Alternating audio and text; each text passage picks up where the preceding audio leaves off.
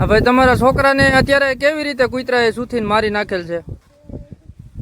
શું કર્યું તું છોકરાને? અહીંયા ખાટલા ઉતીલા હતા. હા, હું અહીંયા પાણી વળતો હતો. હા, એટલે પવન આવો જાય એટલે કઈક અવાજ આવ્યો નહીં. બરાબર. એટલે અવાજ આવ્યો નહીં. પછી હું આ છોકરી કેમ ભાગીને આવ્યું તો છોકરાને સૂતી નાખ્યો. પછી હું માન પૂગી રહ્યો અહીંયા. બરાબર. છોકરી પીપળા કૂદી ગઈ. હા, એટલે પછી છોકરી હંતાઈ ગઈ. છોકરાને સૂતી નાખ્યો લઈ જાય. બરાબર. છોકરી આ ટીપણામાં હંતાઈ ગઈ. ટીપણા હંતાઈ ગઈ. બરાબર. અને છોકરાને કૂતરાએ પકડી લીધો. છોકરાને પકડી લીધો. છોકરાને ત્યાં સુધી નાખ્યો પૂરું કરી. બરાબર. શું નામ તમારું?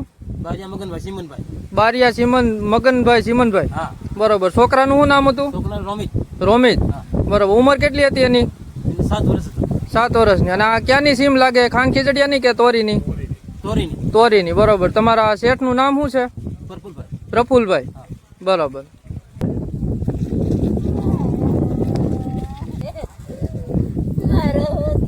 શાંતિ રાખો. આવ બંધ થઈ જાવ.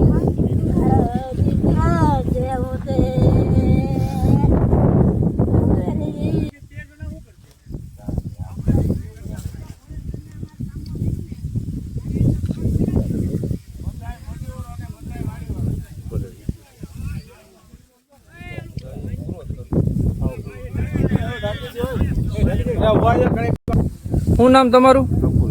પ્રફુલભાઈ. કયું ગામની સીમ લાગ્યા? ગામ તોરી. હા, ગામ તોરીની સીમ છે. બરાબર. આજે આ તમારી વાડી આ છોકરાઓનો બનાવ બન્યો એનું શું કારણ?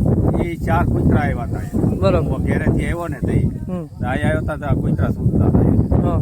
એને તગડ્યા અને એના પપ્પાની વી જતા બીજા મોટરમાં હોમમારી મમ્મીની બરાબર. 2 છોકરા સૂતા હતા ત્યાંથી ઉપાડી લીધા. હવે તમારે શું આ કૂતરા તમારી વાડિયા મજૂર લોકો રહે છે ને કૂતરા આવી રીતે કરે છે, તો હવે તમારી શું માંગ છે? અમારી માંગ એવી છે કે આને કાંઈક ઈલાજ કરો એની કૂતરાનો. બરાબર.